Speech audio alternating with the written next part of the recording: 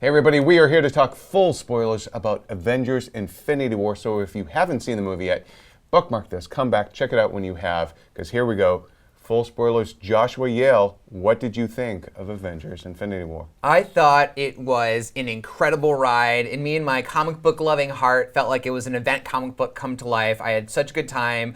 It has its flaws, but I appreciated how gutsy it was, and actually how, for as much as that did happen, how like streamlined and condensed it was. And even though the ending had me in tears, like sobbing, by the time that was over, I felt I was really pleased with Avengers Infinity War. Terry? So I liked it. I didn't love it. I actually really thought I would love this movie. It's a massive culmination. I have some issues that we'll get into a bit more in the spoiler cast, but overall I did really like it. I thought it was a good payoff for the Infinity War story, but clearly is setting up so much more still to come. And my biggest question is how much of the stakes and sacrifices in this movie ultimately matter. And I think, upon repeat viewings and seeing what happens in the future, that will really help me cement how much I like this movie. Right. But I liked it. Okay. Jim? All right. I walked out of there last night loving it. I did sleep on it, and I have to say I have some quibbles with it, but I don't think my appreciation for the film has kind of diminished overnight the way it can with other films upon some, further reflection. So I'm going to say I loved it with an asterisk. I have some reservations about pacing and sort of being overstuffed, but overall I thought the movie accomplished what it had to do, and I forgave it for some of its flaws because I think ultimately I'm so aware of how the sausage gets made on these things and knowing what's coming up next that I kind of knew in the back of my mind, okay, there's going to be an Avengers 4 next year. So, if they don't pay off a certain story beat here, that's okay because I know they will eventually.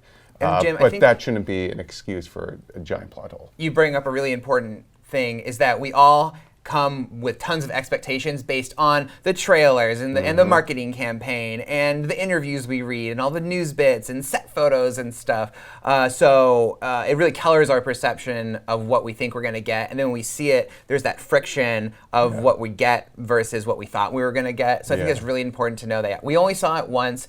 This is just I need to see it again. I walked out and I was like, I need another viewing before I can really solidify. So I will say, I reviewed Civil War for us, and I really liked the movie, but I had some big issues with it, and now having seen it a few more times, I would have scored it higher than I did. So I am kind of, that's why I put that asterisk there, because Infinity War, maybe it will diminish when I see it again opening weekend, or maybe it'll go up even more. But this is a good chance to plug, though, our actual review. None of the three of us actually reviewed this movie for IGN. Our New York-based executive editor of features, Scott Calora, did review it, so make sure to check that out. That's the official IGN review, but we, of course, want to break down all the fun spoilery bits and let him do the hard part. There we go. Thanks, Scott. Thanks, Scott. Now, let's talk about a specific element of Avengers Infinity War, and that's the ending. And that really will be the part of the movie most people are talking about. And it's not just about the amount or those who die in the movie, but also about the battle itself and the wrapping up of several storylines, as any third act has to do. What did you guys think about Act 3? So I actually think, for me, Act 3 is where the movie really came together. The movie is moving so fast up until that point. It's pretty long, too, for really, it's Last Jedi length. So to me, it did start to feel a little long, but essentially this movie is just rising action. Everything is coming together for this final confrontation with Thanos. You keep waiting for the Avengers to hopefully stop him, but it's also inevitable that he gets the Infinity Stones, both for storytelling reasons, but also if you know the comics. So I think when he finally does get that and it comes together and the Avengers fail and Thanos wins and Doctor Strange has that line where he's like, this is the only way it could have happened. To me, there was a catharsis in that because it's they actually did it. And I think, correct me if I'm wrong, Joshua, but I think that's some of the gutsiness that you were talking about too, that this movie would have the gall to end on Thanos just like having his peaceful morning sunrise at his Give him little a hero's cabin, ending. and the half the Avengers are dead. Yeah, they actually like went there, and yeah, this is not a direct adaptation of the Infinity Gauntlet comic or the Infinity comic that has very clearly inspired this movie. But yeah, they took some of the biggest moments from that and kind of rejiggered them and shook them up, and then gave us Infinity War. And so yeah, I was surprised that they really did go there with killing. He really snapped his fingers like we all knew he would from that trailer, and killed off half the universe. And then even not even that, but the deaths earlier on. We'll talk about all those a little more later. But yeah, as far as that third act, that was a very crazy third act. I thought it had a lot of high points, but also there's some very clear low points. As much as I love the Black Order and all the things they could do and who they are in the comic books, the movie, they really just delivered these kind of one-dimensional villains for them to beat up before they could get to Thanos. Give them some wins before they kind of build some momentum. So when Thanos eventually does stop them, and that it's a little more devastating. So we kind of ticked them off one by one and got rid of them. And then Thanos showed up to really seal the deal. So the whole like structure, it was really cool watching all the heroes fight together, work together. The as much as I didn't like the Black Order, the Proxima Midnight with Okoye on one side and Black Widow on the other side. Those little moments, those are the things that I live for, of watching the heroes work together. But emotionally, I feel like the crux of the movie was Scarlet Witch and Vision. That's really where they were trying to really bend everything on. Of like one Avenger must sacrifice themselves. Yeah, and I do think that was crazy. I do think that you're right. Like I have problems with the Black Order. I think they're just super boring. They're like the stereotype of CG villains that even like you have Carrie Coon and just put her in makeup or something like that. Like, but I do think that the battle, like getting to see everyone work together, I totally agree. Where you have Okoye, Black Widow, and who else? There was someone else there as well. Was it Gamora? I don't know. They were like No, not Gamora. Doesn't She make was. it to the battle. You're right. Yeah, she's in space. There was a third person. I thought. Well, there's they were fighting. M'Baku is in the battle too. There's Winter Soldier is there, all that. But I think in terms of the third act had to kind of bring everything together literally, and it did seem a lot of the movie, and I think this will be a major criticism, is that so many things felt preordained, and that there is an inevitability to, we know that people are going to die, and I think the surprise is those who do and those who don't. We'll get to that in a second, but I do think that the big payoff is Thor coming back. He's got the lightning back, people. He's got the thunder and the lightning. He's got a new weapon. It took forever to get there, to get that weapon, but I think that was the tweaking of the expectations of the heroes winning, because they do win. They get that moment where they win, and then he's got the time stone. All he's got to do is turn it back. That was such a great moment where it just it totally subverted your expectations of where you think this movie's going. Yeah. Well, they actually, I guess the Avengers themselves didn't know that he already had the time stone, so that would explain why maybe they thought they did have a little bit more time to deal with that. But honestly, no headshots. Like really, everyone getting stabbed through the midsection? Tony gets impaled. Vision gets impaled. Thanos gets impaled. And also too, that was already foreshadowed with the fake Thanos getting stabbed earlier in the movie at the nowhere sequence. So it's kind of like, was anyone really surprised that that was going to happen? I sense of what you're getting at. You could very easily go down this path of, well, why didn't they do this or this? Really, if you wanted to do that, you could say, why didn't Thanos just use the Reality Stone? They didn't need the others to just turn everyone else into bubbles and then take what he wanted, right? Like, why even entertain a fight with any of these characters? But of course, we want to see a really cool movie where he does, they need to team up and do the pile-on and stuff like that. Yeah. And we do talk about, that Wakanda battle a lot, but there's this whole other battle they had where you were kind of saying where they had the moment of victory where they were taking the glove off, and it's like, looks like we did it. Yeah. And then of course there's that emotional gut punch that Star-Lord loses his cool, understandably.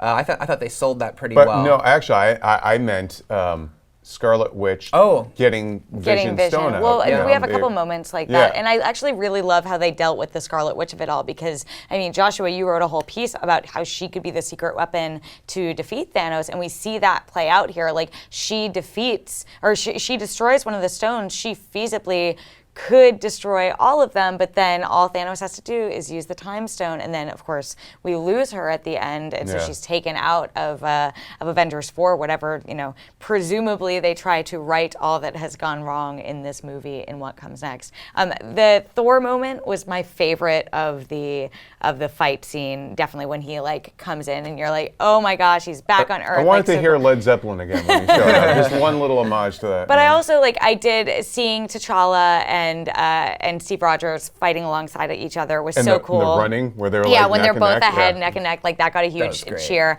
But it was Black Widow, Scarlet Witch, and Okoye, like the three of them together was like just such a cool moment where I was like, yeah, ladies of Marvel, you get them. And let's not forget Winter Soldier picking up Rocket and doing the spin around machine gun. That was great. I feel like I wanted sort of more of those moments, and it's so weird because we had so many. Yeah, we had so many, but we had there were 24 Avengers, at least 24 people at the premiere who were representing the Avengers, and it's hard to get all those moments crammed in without just turning the whole thing into quips, which I think there were a lot of quips in this, and also give them development. So it was a hard balancing act.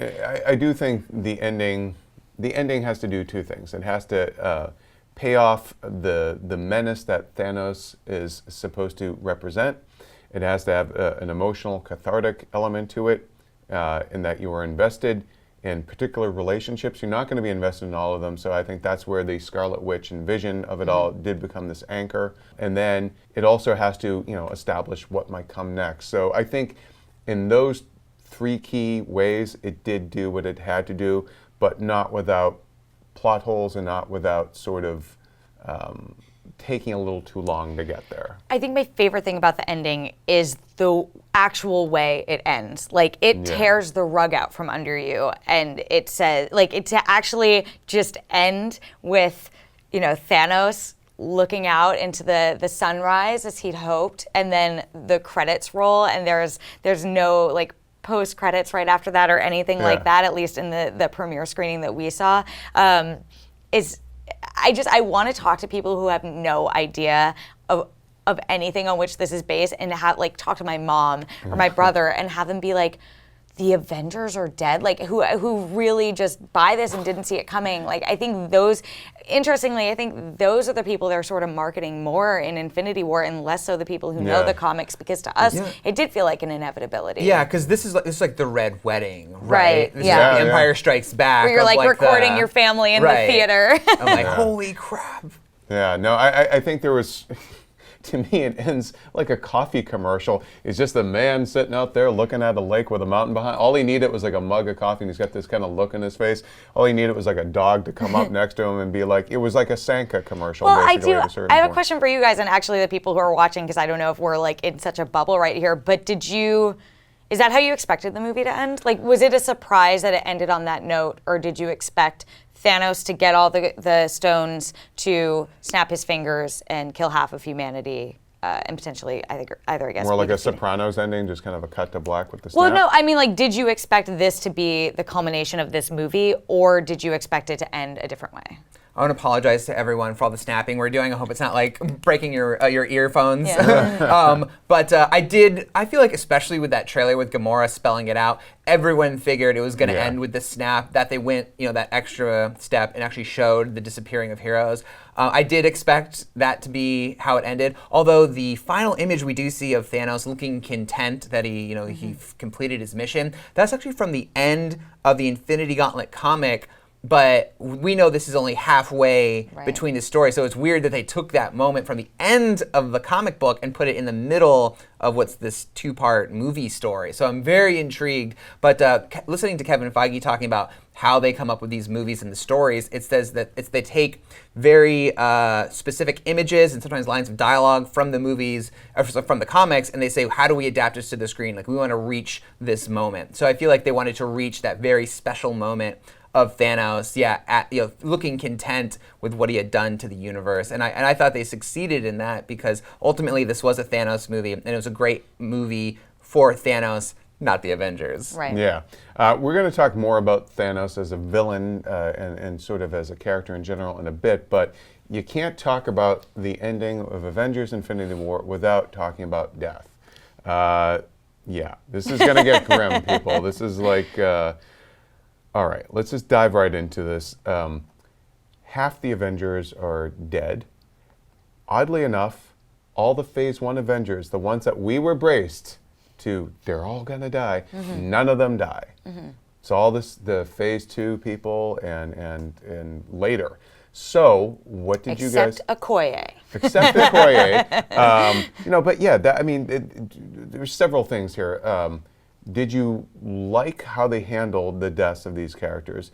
Do you think they're permanent? Which deaths did you like and didn't like? Or which Infinity War death, if you will, affected you most? Joshua, let's start with you. Oh gosh, I lost it and started crying when Peter went down, because he was the one obviously he's the young guy. Everyone's endeared to Spider-Man, and to have him just being like, I don't want to die, I don't want to go, and to have him being held in the arms of his father figure, Iron Man, it was just too much. Yeah. It was too much. So I will also say Peter Parker, his death, and this is where I get into some of the issues I have. Like, that actually is the only death that moved me in this movie. I really felt that came as a result of the solid character development that this movie and previous movies have done into that Tony Stark Peter Parker relationship, and you see it happen when Stephen Strange is like, is this your ward or something? Like, they really underscore that dynamic and Tony's protectiveness of Peter in this movie. So for Peter to die and say, like, Mr. Stark, I don't want to go, it just has such an emotional depth. And that's the thing that I think was lacking in some of the other deaths, where because this movie is such a big movie, a culmination of 10 years of groundwork being laid, right? Like, there's not enough room to develop every single character and give them character beats here. But I think that, to me, even watching a bunch of these movies recently, like, it was just lacking the emotional connectiveness to some of the things, like Loki's death at the beginning and Gamora's death and seeing T'Challa disappear. Like, it's assuming that I'm deeply connected to him because of Black Panther, which I am, but I would have liked a little bit more emotional grounding in this movie as well, like they did with Peter Parker's passing. It felt a little bit too much like smoke and mirrors then to you, because I think the T'Challa moment is the one that jumped out at me, because I did like the misdirect, because it is set up like Okoye is going and then he's the one who goes, and you can't help but kind of project. You're still very fervent kind of feelings about that movie because it's still in theaters. About you're recently connected to it. I will say I agree on the Peter Parker of it all, that is the most effective death, but I don't think anyone is really they're coming back. We all know that. Yeah. So this is my thing. I think that Marvel has shot themselves in the foot a little bit, because death isn't permanent in any of these movies, really. Like, with the exception of Yondu and villains. And Quicksilver. Right. I don't know. I see everyone die at the end of this movie, and I'm like, it's a cliffhanger. I think that by the end of Avengers 4, characters will die, but this was supposed to be the reset, right? Yeah. Like, this was supposed to be the end of it all. And I walk out of this, and I'm like, I don't buy it. And I don't, do you guys think that there are people in this movie who are permanently dead, or do you think that there's a world in which, we have our little Captain Marvel SOS at the end of this movie?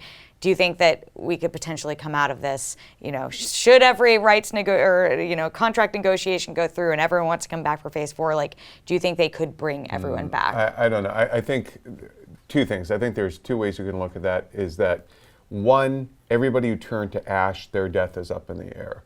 I think if you died a more corporeal death, like Loki getting strangled, Gamora falling, I think in Vision, I think they are permanently dead. Even Gamora, they could do a Star Trek 3, kind of bring her back. Then we'll get to what happens in the future of the MCU at the end of this. But I think that there are very practical considerations that I know about. Like, she's filming the Avatar sequels for the next few years. Like, she's not going to be available. Like, I think that there's going to be.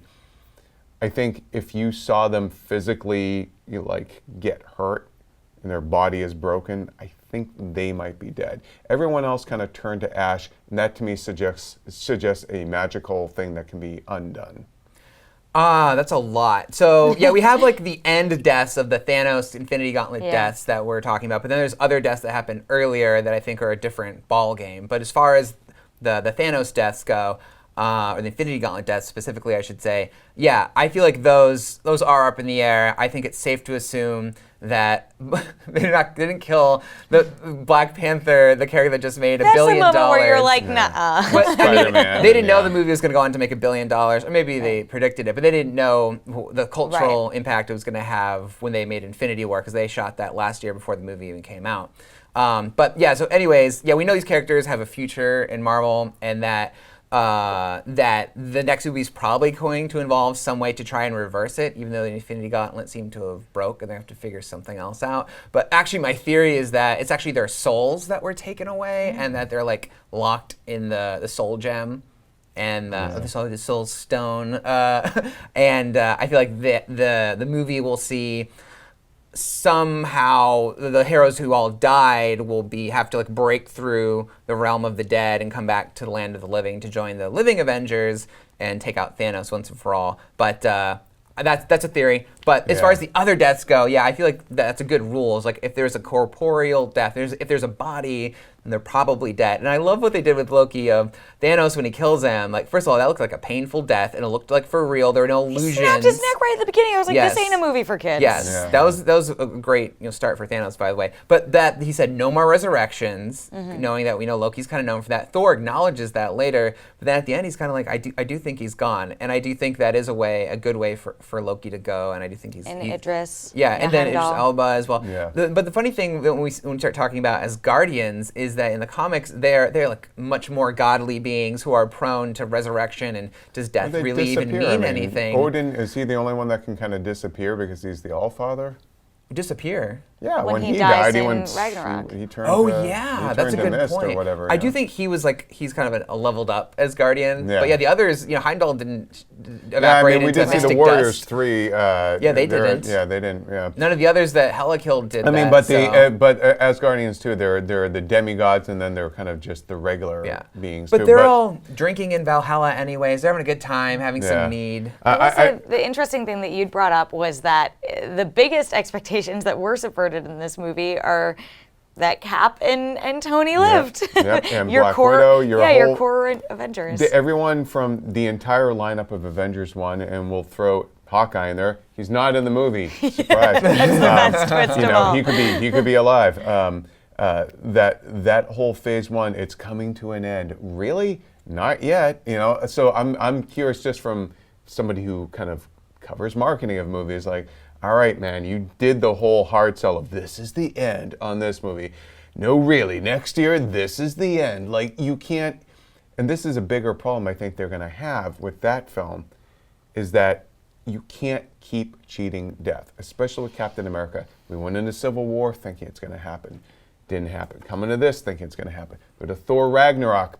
Nope, didn't happen there. I think whatever happens in the next one is final. Right, but will it matter? Will you feel anything? Because it's been crying wolf now. And I think that's really dangerous. Like, you have to make this permanent. And if it turns out that there's multiple timelines they can go into, then it's ultimately a cheat. And I know comics bring people back from the dead all the time, but that's a different medium. And they have been kind of, and I don't know, the general public gets this, but like, you've taught us for 10 years that death isn't permanent. How are people going to respond to it when it finally is? Ooh, it's heavy. But Sorry about your grandma. No, just I just think that there's got to be a way that you said they shot themselves in the foot. I would kind of, to go along with that, I think they may have written themselves into a bit of a corner, and so it'll be very curious to see how they deal with it in the future. Yeah, I will say it was weird how they have been referring to Infinity War, specifically Avengers 3, as the end. Like, this is the culmination. And I guess in a way it is, because it's like we're finally seeing a lot of the Infinity Stone threads come together in this movie, and we're getting Thanos, who's been teased for a long time. But this is one half of the end, right? Because, yeah, if we are going to get deaths of the original Avengers team, like your Caps and your Tonys, then that would definitely come in the second half, right? It just very much doesn't feel standalone to me. It feels like a part one, Right. Which I thought they'd moved away from. But I am curious, like for you guys watching or listening, which deaths do you think are permanent and which do you think are reversible? Like, are you guys as cynical as we are that we think that most of these people are going to be coming back, or did you walk out just totally shell-shocked and being like, they're gone? Because I think that's the big question is like, do people buy it, or are people sort of more cynical about it? Yeah, I know. I admit that the second the movie ended, I became cynical and was like, oh, whatever, these don't count. But in the moment, I was there and I wanted to experience it, and I did kind of feel the weight of those deaths because it was like shock, shock, and then the tears started coming with Spider-Man, and the last thing I want to say about deaths is that there's a whole off-screen stuff that happens with Xandar, and the kind of the way Ragnarok ends on a jokey note, even though yes, Thanos' ship comes down, and then this one opens. You spend the first 10 minutes going, okay, everything I enjoyed about the ending of Ragnarok now is like I feel bad for chuckling or whatever. Half of them survived. Thor says. Half of them survived. So fingers crossed, Valkyrie and Korg. Right, exactly.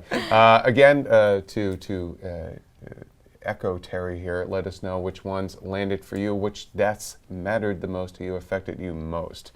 Let's move on from all things death and let's talk about justice. So did this movie do justice to its many heroes? They had a lot of story threads to balance. They had a lot of. This is the most comic booky of a very comic booky universe, obviously, but this one is the first giant, massive crossover kind of story, like they do all the time in the comics now. This is the first time in a movie that we've had that. Joshua, what do you think? Did they do justice to them? I think so, yes. Because it's funny how we used to think of the Avengers as a crossover between all the solo movies, and it was, but really we just think of the Avengers as a team now. But this is the first like true comic book crossover where like everyone from all corners of the Marvel universe, not just New York City, are coming together. Doctor Strange, Spider-Man, Black Panther, the Avengers, the Guardians, other characters on top of that, all coming together to fight something. And I love how organically they all kind of came together of just, Tony Stark and Doctor Strange and Hulk were just all in New York City, and they have to fight the two members of the Black Order, and they're in the park, and then Spider-Man just comes, and he's like sticking to the back of the guy. And it's such like a fun, cool way for them all to come together. And I did think it was really cool. I was a little weird on how Cap's squad knew that Vision and Scarlet Witch were under duress. I think it was something that she didn't check in because she was on her way to a check-in. She was with them, and she was supposed to have checked in, and so they came and looked. Yeah, so that was a little flimsy as far as heroes meeting up, but it ended up being kind of a cool moment with the Cap reveal and everything. But yeah, this movie is like, wow, they actually have created that magic of the comic books of that shared universe and really put it to use in spectacular fashion. I will say, Thor plus the Guardians, especially Thor plus Rocket, but like the best. Just the best. Yes. I love the Guardians. Yeah, the rabbit thing. You're a dude, or you're a dude. This is a man. And then even the whole thing. Godspeed, morons. No, when Thor starts hitting on Gamora, and you realize what's happening, and I loved that. Those are the little moments, the really human moments in this that I loved, and I thought it was really fun having the Guardians intersect. I also we expected it, right? But Tony plus Stephen Strange, such a good pairing. Like the egos on those men was really fun. I also loved seeing Peter and Tony together more. Like I will never get sick of that dynamic. It's funny because Scott Kalora mentioned in his review that he started thinking about all the people that never did meet. Like you never get that Cap and Iron Man reunion after Civil War. Presumably, that will be when the remaining few come together in Avengers 4. And I guess I lost a little bit of that joy in the fight at the end because they were just like so overridden by these CGI beasts that it was less about them fighting together and more about them like keeping off Thanos. Those were actually the parts that I felt were a little comic booky in a negative way. Like How dare you? How very dare you? Specifically that Wakanda fight at the end, like against the Black Order, I really didn't think that they worked for me. And like the whole trope of like massive hordes of just beasts for them to kill, I was like, too many splash pages, not enough. You know, I mean, that's like a fantasy That's not trope. unique to comics. That's just like an overwhelming CGI horde, which we've seen in a bunch of movies. Yeah, that was the thing that I was like, I wish it was a little bit more of the magic you had in Civil War, where it's two teams just of all these characters. Like, I don't think they can replicate you that. You lose an emotional investment Yeah. when it does become just like, you know, human versus CGI stand-in kind of thing. Like there's a certain disconnect that happens at the most emotional stage of the movie, which is to keep you grounded. But I will say, when Black Widow takes on, so this is the thing, I don't really know the Black Order from the comics, and I came out of this movie having no idea any of those names, so forgive me for that. But when she takes on the female one, played by Proxima Midnight, and the whole question is like, how would you throw Black Widow or someone like that up against a Black Order person, whatever, or Thanos, and then you see her go, I was like, yeah, get it, girl. Like, I was like, that's so badass, and like that is what makes Black Widow and Hawkeye, whenever we see him next, really cool characters. And I am really just so thrilled that they landed that we didn't walk out of this movie being like, what's Black Widow doing here? Seeing her and Okoye team up was that to me was one of the most unexpected kind of surprises and rewarding little moments in the movie was those unexpected team ups. I will say the Thor and Guardian stuff, I love the early parts of it, how charming it was. How dare that you. doesn't last long though, because they do quickly split up. So I would say the Thor and Rocket and Groot stuff went on too long, and we'll get to a character that they encounter a little bit later in this discussion, but I just thought that storyline, it did feel a bit like padding. Like, we have Chris Hemsworth, what are we going to do with him? And then the Guardian stuff was a bit more plot-driven because they are the ones directly going after Thanos. I mean, they're ultimately juggling like 4 storylines, maybe 5 at a given point, where you have Thanos and Gamora, you have Thor and Rocket trying to, forge his new hammer, you have the Guardians, Tony, Doctor Strange, and Spider-Man on Titan, you have everyone at Wakanda, and then you have Shuri trying to get the stone out of Vision and like, that's a lot. And like, I could feel the story. Every time they went back to Thor, I was like... Yeah, the Shuri Vision thing, though, to me was the same as Martin Freeman's character in Black Panther trying to, get his little VR chopper, aircraft thing going as there's another fight going. To me, it was the exact same sort of, cutting back and forth between two things. Yeah, actually, we missed this when we were talking about deaths, but Vision could actually be alive if she did indeed finish the download enough. I thought that was going to be the twist, that she actually did do it in time, but we'll find out in the next movie. Maybe she got most of him. Even if it was only part of him, I mean, there's still as they set up, like, it was the best parts of him. To a different point I wanted to make real quick was that while we're talking about heroes, I actually thought that this is where the movie faltered a little bit for me, and that's where it did a really good villain story for Thanos and had some good threads for the heroes. Like, I really did enjoy the Doctor Strange, Tony Stark, Spider-Man stuff and throwing in the Guardians. And especially the early stuff with Thor and the Guardians. But I feel like the Captain America, Black Widow squad, Sam was there as well. They got so completely underserved. Yeah. And I felt that I'm kind of showing up to see like what's Captain America up to, and Black Widow sees Hulk again for the first time. None of those moments were given any real development. They were literally there to move the plot along. The plot being Vision. This movie was very much like plot.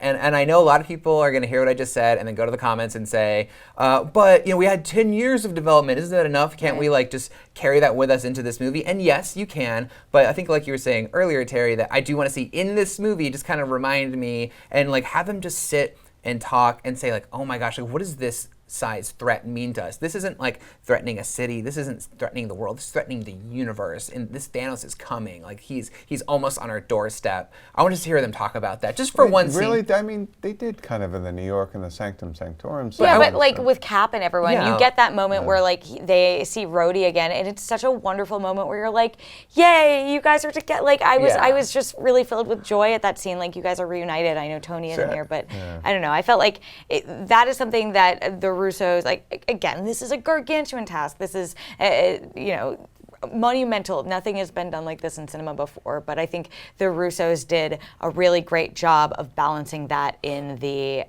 in Civil War. But in this one, it was a bit unbalanced for me. Yeah. Well, we want to hear what you thought about how they handled the heroes in this movie, their respective storylines. Did they do them justice? Did you like the comic book crossover of it all? Let us know in the comments. Well, a hero's only as good as the villain they have to go up against. That's the old adage. Let's talk about Thanos. 10 years of building up to this character. First kind of seen in Avengers 1, and now he's a fully fledged character. Or was he? Did you think he was a fully realized character? Did you like him? Joshua, let's start with you. Yeah, I felt like Thanos immediately goes to the top tier of Marvel villains. I don't know if his whole shtick of being this like amoral philosopher who wants to balance the universe will ever compare to something as real and relatable as raw as Killmonger, but he's certainly up there. Like I think check mark, they did great with Thanos. And I think it all came down to getting to really know him to the point where this was a Thanos movie, right? There was a lot of thought they put into his character. We see him, he's in the full armor, but once he gets, I think the second stone, he puts it in, he takes off the armor. And as a sign of, I feel empowered by these stones, it's almost like a religious like ceremony of like, I don't need this anymore. I'm one step closer to my goal, and I've become so powerful that armor is the last thing I need. Like I have control over reality, space, time. So I thought that was really cool as they showed him evolve. And then of course they had to find a heart, right? There's the sort of big thing of he lost his people. We see he wipes Titan away with the reality stone, or actually puts it back the way it was so we could see the glimpse of what he lost. But then there was the really personal note of Gamora, and that was actually the sort of the crux of the whole story for him. It's his was rosebud, you know? Yes, of just Gamora was like, that wasn't love, right? When he has to sacrifice her, and that was the scene where actually I want to go back and watch it again, because I think for him to have gotten the Soul Stone successfully, he had to have actually loved her. So I think that was actually it wasn't a lie, a shock, because I actually believed her. I was like, yeah, he doesn't understand what love is, but maybe he actually does, and that's someone who could love and still do that is pretty impressive for a character. That image at the end, yes, too, after he snaps his finger. For them to do that was an incredible, and just to translate it for maybe someone who didn't pick it up in the movie, is when she says, "What did it cost?" and he says, "Everything." He's not talking about the universe. He's talking about he lost her. Titan or anything. He lost everything that got him to that point. And I will actually say, like, for all that I was sort of knocking the previous character development, not necessarily carrying over, the one thing I thought I at least personally really felt was like the entire backstory between Gamora and Nebula and how Thanos had ruined their lives. Like when Gamora goes in to save Nebula and like the dynamic between them, I think you really feel that. And I was like very emotionally connected to that and didn't need as much re-explanation of why it was so hard for her. And it's interesting because it's almost like, you know, we've been hearing for a while that this was going to be a Thanos movie, but it's an Avengers movie, right? And then you see it, and I think it's about at when Thanos needs to sacrifice Gamora that it shifts and is almost a bit more about him. And you referred to it earlier in this that, you know, he gets the hero's ending even though he's the villain. And I think that's so interesting because I think the biggest goal in this movie was not to make you like Thanos, but to make you understand Thanos, so that by the time he does have that cathartic conclusion, you don't empathize with what he's after, but you understand his goals and motivations and why to him he is the hero of the story and why he did feel just this compulsion. Like it wasn't a joy to kill everyone, it was like a need to bring balance, and that's the amoral philosopher thing. I don't think all of it lands. I would have liked the movie honestly to have gone a little bit deeper into that, but by the end of the movie I was like, I understand why you think you're the hero. I understand why you did what you did. And obviously it freaking sucks. But I think that ultimately is a big success of the movie, that it ended in that way. I mean, that's about as close to like Greek tragedy as they're going to get in the MCU, because the thing I liked about Thanos was that there was a method to his madness, and he's not crazy. He's not crazy. He's methodical, and if he could find a way to do it without doing X, Y, Z, he would have done it that way.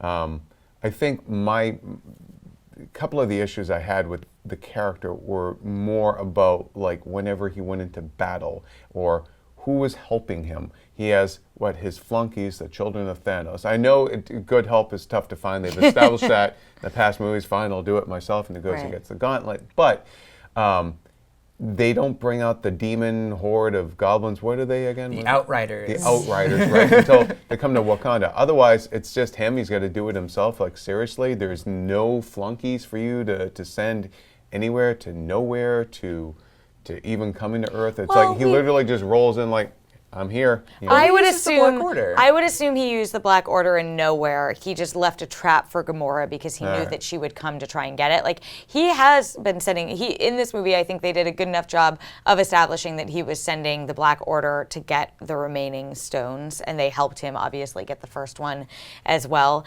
But this just goes back to my larger issue with the Black Order. I'm like, did you need them? Couldn't he have just done it himself? Well, I mean, you need cannon fodder of some for of some things kind. to fight. For things to fight, but I agree with you guys that if I hadn't already known some of their names from just toys and from being at Comic-Con and stuff like that, I would be like, it's Skinny Pete, Big Bob, and Mistress Midnight. Yeah. The They cool did not bad establish lady, them at all. They Right. brought in Yeah. like 4 new characters that you're just like, I guess I'll get that action figure, you know. But, I do bear a lot of love of them from the comics, but that aside, I did think Ebony Maw was pretty interesting of how he was treating Thanos like this sort of religious figure and sort of preaching the good he's there to word get of sucked out into space. Right? yes, Okay, Ebony okay. Maw. He's the one with all the cool powers and had like the telekinesis The most and was dialogue. like. I thought he was going to be using the Reality Stone on Doctor Strange because we had seen in the trailer where he had all like the icicles at him, and I was like, those are your powers. That's very cool. But those were. I actually liked him. I was a little sad when he went away because he was growing on me as just a really cool, very imposing villain. Speaking of imposing villains, Thanos sure does know how to make an entrance when he comes in and just beats the crap out of the Hulk. He beats the strongest one there is, and then later Hulk won't come out of Banner because I'm pretty sure it's that he's scared of Thanos. So I thought, what a way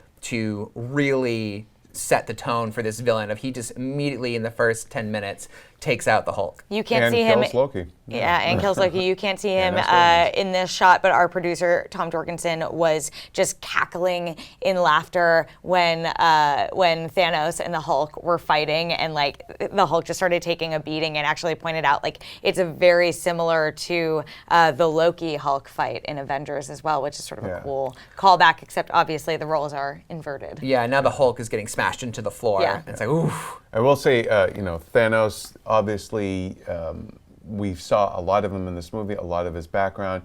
And we'll be curious to see what is there to explore about this character in the next one. Right. We've already explored ways that he can be defeated, ways that he cannot. The Infinity Gauntlet was destroyed at the end. broken It looks, or something. it looked crippled. My theory is that, well, he used one of the stones still, so maybe they have a bit of power left, but they aren't at full power anymore, and the gauntlet itself is shattered.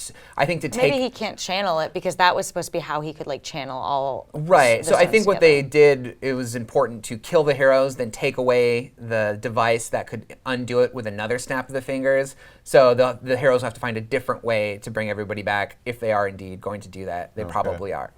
All right, well, we want to hear, what did you think about Thanos? Is he one of your favorite Marvel villains now? Did you like the way they pulled him off? I will say, I really liked Josh Brolin's performance, and the character didn't look as goofy as I thought it would. So let us know what you thought of those Grimace. as well. Yeah, they poked the right amount of fun at him too. Yeah. So let us know what you thought of Thanos in the comments. Let's move on, though, to there are some secret roles and cameos in this movie we're going to talk about now, so full spoilers are about that. Let's start with a returning villain that I so geeked out about in the cinema when it finally happened. I can attest, they all geeked out about it. Red Skull. Dude, Red Skull is back, if even for that one moment. And I have to say, the thing I loved about that was a fate worse than death for him. He is trapped on a planet. He seemed like he was neither dead nor alive. It's still him. He's still Johann Schmidt, but he's got like the Death Grim Reaper kind of cape. He's on. guarding a stone he can never get. He's like the crypt keeper basically for the Soul Stone. So did you like them even acknowledging that Red Skull is still around? Yes, because that has been just an ongoing thing since Captain America: First Avengers, and of course, for those who don't remember how that ended, is that Red Skull had the Space Stone, which is the Tesseract, and then he got teleported off very clearly into a beam into space. Never knew what happened to him. And then, and so to have him finally show up, because Kevin Feige, and everyone else has been asked about him for so freaking long, and finally he shows up in a surprise appearance in Infinity War, when we know that Hugo Weaving, the actor who played him, was like, I'm never coming back to do that. And he did not. They got a different actor from The Walking Dead, yes. So it was just it was a delight, and it was super nerdy. I know, Terry, you didn't love it, but it was super cool. I would not say I did. I thought it was really cool. I really like that it does resolve this this plot hole. Red Skull. I'm gonna get so much hate for this. He just was never one of my favorite favorite villains, and honestly, like the first Avenger is just not one of my favorite Marvel movies. I know. I'm in the minority on that. I actually didn't love First Avenger. Right. I don't love Red Skull, but it was more just that they finally brought him back in this kind of cool role. I felt this was like, I don't want to spoil it for people who haven't seen it, but similar to a moment in The Last Jedi where they bring back a really unexpected character. Like I found this to be a very similar thing. But it is such a cool, like, to have that moment. I like that we were all just completely wrong with our theories on the Soul Stone and what it was up to, and it's just so unexpected but also so perfectly Marvel to really tie that back to something that was Phase 1. And I wonder if the writers who worked on the first Captain America movie have been cooking this up ever since as well, and they know in their head okay, if we get to the point that we're gonna do Infinity War, we're gonna have Red Skull involved somehow in space. I think that payoff is so great, and I think that is probably the geekiest, coolest reveal in this movie. That I wonder if your general audience will remember him, but it doesn't even matter because it's worth it for that. I will say there's one other actor. We knew he was in the movie, but we didn't know officially what role he was playing. That's Peter Dinklage from Game of Thrones, and he is playing, I believe his name is Eltry, and he's the giant space dwarf who runs the forge that builds Thor's new weapon. What did you think of his appearance? Did it pull you out of the movie at all? Did it work for you? What did you think? I thought it was fine, but I feel like in the effort of sort of expediting the story and not adding one new character for us to care about, Thor could have showed up, somehow had the knowledge to figure it out himself and then just done it, which he essentially did himself as well. I get the plot purpose, but this is where I think we sort of get into a situation of bloat with this movie where it's already long, you're already juggling so many characters. Was there a simpler way to do this that we didn't need to spend so much time on it and still have the really cool resolution of him getting this new weapon? Do you think this guy is going to be the key to them building a new Infinity Gauntlet to somehow defeat Thanos? He still has the mold for it. Yeah, that is true. They did set that up. That could be a possibility. And they go back and they have another 25-minute long sequence where they get the forge going. Yeah, who's going to hold the doors open this time? Yeah. I did not love the character. It's funny how in the beginning, Peter Quill was doing the man voice like Thor, and then yet Peter Dinklage's character was actually doing the man, just gruff, he was clearly just putting on this fake British accent. Yeah. Yes, he was putting on this theatrical. Yeah, he was just putting on this really gruff voice that did just not sound natural at all. It sounded like Peter Dinklage doing a voice, and it just kind of threw me off and made me realize that this is just Peter Dinklage in just kind of a weird, unexpected role. Right. And I like how dwarves in the MCU are for some reason massive giants. Yeah. Well, it makes you I dig wonder it. how many other beings, there are that are that much taller than them. That they're, is there a giant? Is there a race of giants out there that we haven't seen yet? I don't know. It'll be interesting. I will also say, though, one Maybe. thing that didn't quite land with me in Thanos' logic is his whole thing is like you're destroying half of a group of people for balance, but he killed all the dwarves except for him. And I was like, why didn't he kill Well, all half the of them? dwarves that were there.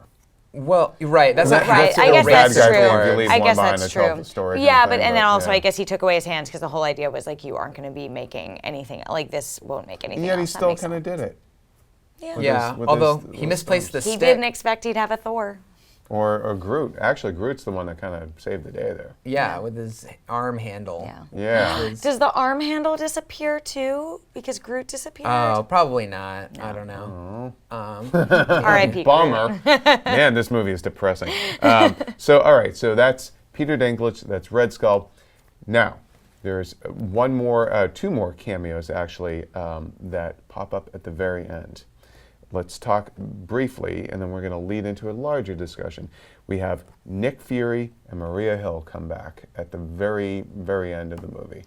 In the post-credits scene. What did you think about finally seeing them back? I have some big kind of lingering questions still about Nick Fury's role in all this. But I'm going to show my bias Okay. and just say I love Kobe Smulders. And I love that Maria Hill keeps showing up in things and that the MCU hasn't forgotten about her. So I was thrilled to see her and also Nick Fury. But definitely that Maria Hill has Yeah. not been forgotten. Where's Coulson? Coulson Yeah. could have been in that scene. It was strange for all these events to happen, especially in like the middle of New York City getting attacked by aliens again, and then Nick Fury doesn't show up to help. It didn't even look like, Well, they weren't in New York, right? where were they? Because were in a city. They were in a city, but I thought he was saying like, hey, this happened in New York.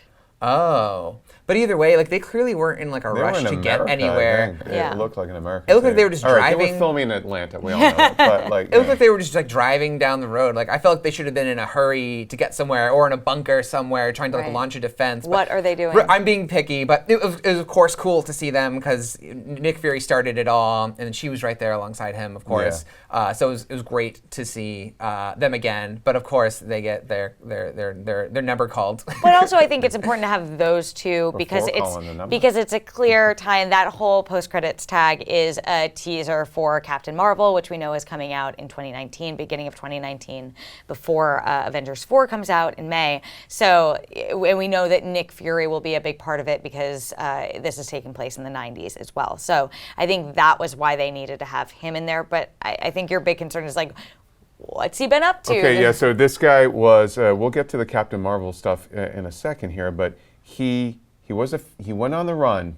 He's dead, right? He fakes his death, goes on the run, somehow gets a helicarrier to help them out during Ultron, so he's back in somebody's good graces. That's fixed. That's resolved in S.H.I.E.L.D., for the record. It If you is, watch yes. Agents of S.H.I.E.L.D., you'll know the answer. And I won't be watching it. And then there's like all this, so now he's back in an American city or wherever he is, and just all surveillance everywhere. Like, what's he doing? What's his end game? So let's talk about the Captain Marvel, the big You're Easter just egg leaving there. on those questions. Well, no, because here's the thing. You say that it's set in Captain Marvel set in the 1990s. Nick Fury, we know from Kevin Feige, he will have both eyes still, so we'll find out how he lost his eye.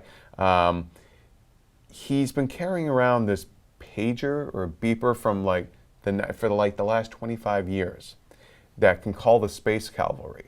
You never use that thing during the Battle of New York or anything else. You wait until you're literally turning into mist before you send a message. First of all, how does that damn thing work? Because you guys don't remember pagers. I don't think the range on that was that good. But It was clearly a space pager. it was a space pager, yep, and it had the little Captain Marvel logo, but it's clearly setting up what's coming up next. But to me, it also raised a lot of questions about, well, if you did have access to this, why didn't you use it? Why did you even need the Avengers? I almost feel like we might find out in Captain Marvel. I bet you we do. Only But again, like Thanos uses the the Infinity reverse Gauntlet. engineering Right. of like we need to justify an Easter egg for setting up our next corporate product instead of maybe Right. it being logical, because it's kind of like we've had 10 years of you're setting up this thing, but they all felt a little bit more kind of logically kind of why it was there. You're right. It never made me stop and go, now I'm rethinking everything I thought I knew about the previous movie. Right. I think you're right in feeling that way, and that might be just a plot hole, and who knows, it might be addressed. Now tell me why I'm wrong. That's not even what I was going to say. I would say y'all are burying the lead. They tease Captain Marvel. I know. That's so cool. I love the way they did it. Of just kind of the slow, and it's like the dots going across. Like, what is this thing? And then the logo appears. It's like, oh my gosh. For those that don't know, by the way, Captain Marvel is like a cosmic superhero. Gets her powers from aliens. She's played by Brie Larson, and yeah, she's getting her solo movie that takes place before. It's filming now. It's going to come out after Ant-Man and the Wasp, and then Avengers 4, and she's presumably going to be in Avengers 4 and be a big part of that. And she was actually it's before Avengers 4. It's Ant-Man and the Wasp is this July, which I think is taking place. You said after. It's coming out right before Avengers 4. Yes, and then she's presumably going to be a part of that movie. And also, she was originally in Infinity War, but they cut her out. And actually visited the set of Infinity War, and they were talking about how she has scenes with this person, and she has a great costume, and they were just like, she's out. But this is epic. This is awesome. I'm very excited for it. I don't have a problem with the plot holes yet. I actually do love this plot holes aside, the way they did this cliffhanger, because it feels so reminiscent of the first Thanos post-credits tag in the first Avengers movie. Because I remember the people who got it, and the people who didn't, who are like, who's that big purple guy? And when we saw it, there literally was a lady or a person next to you who was like, what is that at the end? They go, was that Captain America? And I did the verbal equivalent of an IGN explains this thing, and I was like, you know what? You sat next to the right guy. But I love that, though, because it still is bringing that wonder and oh, there's more to this world than I know. So many of the post-credit tags are referencing things that everyone... Marvel added. No, I think it's special, and also as we've been told this is the end, it's the beginning of a new phase of Marvel movies, especially after Avengers 4, to be reminding people there's more in this universe that I think it's really cool for the general audience. There's more that can get you excited. There's more out there that can save the day than just the Avengers, and I think that represents a lot in the hope for whatever Phase 4 or whatever we'll call it will be. Well, we're going to talk about Avengers 4 here in a minute, but I will just say that some of that Captain Marvel setup scene, because there had been some time zone stuff and reversing of things, it started to feel like a sequence from either Winter Soldier, when they're in the van. For a minute, I was like, oh my God, are we going back and reliving a moment? Or also the first time Captain America meets Nick Fury and he's running down the middle of the street. So to me, it could have been what I'm saying is Nick Fury needs to stay out of the car, because bad things seem to happen to him when he gets in the car. I will also say, if there's more, we saw it at an early screening, if there's more post-credits scenes than just the one, we'll have to come back and add some more explanations here. You guys might know more than we do at this point in time, but that Captain Marvel one, what a marvelous way. Yeah, everyone's like, why aren't they mentioning the Adam Warlock scene? Let's look ahead. Let's talk about Avengers 4. Clearly, the Captain Marvel Easter egg at the end of the movie does help kind of establish that, but so does Doctor Strange, his very telling line to Tony when he gives up the Infinity Stone, the Time Stone. He said, this is the only way. And he had seen millions of possible futures, and there was only one where they survived. So to me, and I would imagine to most people, those are the two big kind of pointing you in the direction of what Avengers 4 is. Your thoughts? I thought this was really subtle and really great, and I really enjoyed how you thought that the whole pile-on Thanos thing that they did also used the Crimson Bands of Cyttorak. Doctor Strange was the MVP. I loved how they used all of his cool powers, like in the comics. When they did all those things, you thought that was what he meant. This is how he beat Thanos. I think he saw way past that and saw that the one through line that saw Thanos eventually defeated in Avengers 4 is going to be Tony Stark had to live. So that's why he gave him the Time Stone, knowing that this was all part of a larger scheme, even knowing that he himself was going to die, and that's how it had to go. So I feel like that was actually really cool, and it's almost a little subtle, so you might not have picked up on it, and I think people are going to discover that and be like, oh wow, this was all part of a larger plan. Yeah, I really felt like, Doctor Strange was saying, I didn't necessarily take away from it that Tony needed to live, but I think you're totally right since we've talked about it. But I thought it was, Thanos needed to win and get the Time Stone and have this happen, and then we can hopefully fix it later. What I am most intrigued about, and I will say, like, I hope that there is a payoff in Avengers 4 of Doctor Strange being like, this is why it needed to go this way, to like really nail it home for the audience. Yeah. What I am most intrigued about is how, two things. First, how Captain Marvel will fit into this, and obviously Ant-Man and Hawkeye, because I believe what we know about Ant-Man and the Wasp is it's happening like around the same time as Infinity War. So we were talking, like, imagine if that movie ends and just like Ant-Man disappears, and like that's sort of the tie-in to the next movies, but also like really how just Captain Marvel's powers will work. We know this movie is set in the past. Like, how does she get to the present? Does like that pager somehow? I don't know. Like, how does that pager even work at all? And like in just ultimately, what powers will they be using to sort of retcon things that happen? I would imagine that there might be some timey-wiminess, to borrow some Doctor Who terms, that would allow them to go back and potentially use the Time Stone or some other powers to like reset. They must get one of the stones back from off Thanos at some point. Obviously, Captain Marvel coming to Earth gets the rest of them into space. That seems pretty no-brainer. I mean, Nebula and Tony have to get off that planet somehow. Mm-hmm. And then I also, though, think that by setting up Captain Marvel as sort of she could be a device of exposition for them. She can take them to where they need to go. And depending on the Kree of it all in Captain Marvel, I mean, maybe there is another kind of thread out there that somehow is tied into this. Maybe it's not just all about Thanos and Avengers 4 or something. Maybe they have some unlikely allies that they have to turn to, because clearly everyone was affected by this. So the enemy of my enemy is my friend kind of deal might come into play. You might see some very interesting alliances in that film. Well, the interesting thing is we still don't know the name of Avengers 4, and Kevin Feige actually told you that like the idea behind withholding that name backfired because they were just trying to keep the focus on Infinity War, but now everyone's like, what could it mean? Yeah. But we talked about, originally we'd speculated like the new Avengers, but that doesn't make sense because it's the new old Avengers. What if it's reassembled? Because they are literally coming back together, Yeah. I don't mean I mean physically their forms coming back together. Will need to be formed back together. Yeah, I'm really intrigued. And also, the only other two movies that we know that are coming after Avengers 4, a lot of undated ones, or unnamed but dated ones, but we do know that there's Spider-Man Homecoming 2, or whatever the Spider-Man sequel will be called,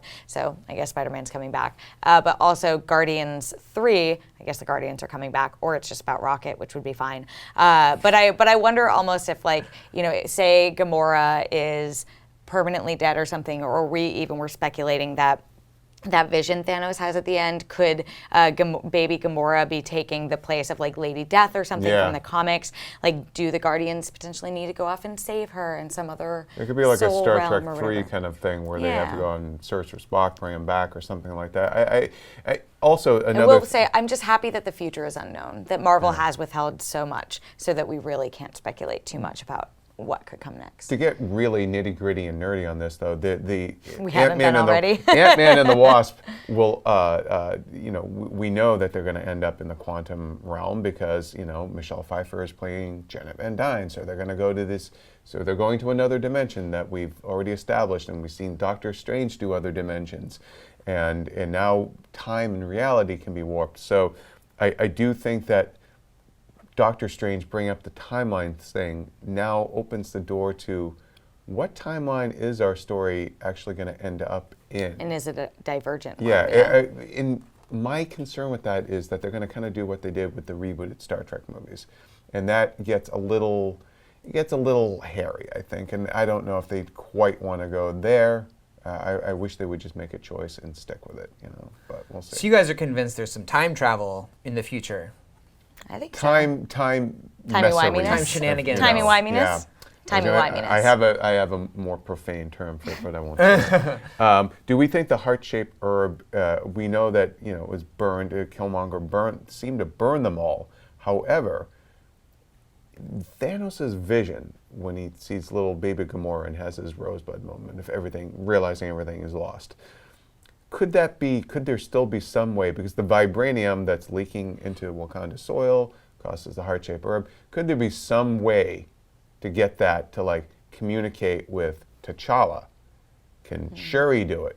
Take it. Depends Become how- the Black Panther. Right. Go in there, communicate with T'Challa. He can tell her something is there a Sort of way depends how dead they are currently, Yeah. but I think maybe that'll be a cool plot device that Shuri and Okoye are okay, we have Should be this our Black Panther. we have this special herb that can communicate with the souls of the dead. So maybe they could use that to talk to them wherever they are, if they are indeed dead, or maybe they're in another place that they'll reach with But going through T'Challa the did quantum die in realm. Wakanda, so if there, shouldn't he be up in the tree with his ancestors? You come would down, think- take if them he's and- not trapped in some other soul realm dimension. like we've speculated. Right. We would have to. They would also have to grow new flowers. Maybe they're already growing in between movies or something like that. If they can take a soul stone out of a robot, they can. Sorry, if they can do that, they can figure out how to plant a flower. I think. Yeah. So that's what we thought of Avengers: Infinity War. We want to hear what you think. Let us know in the comments. Check out IGN's review of the film as well as our breakdown of all of the Easter eggs that we could find. And as always, be sure to follow and subscribe on whatever platform you like to watch IGN.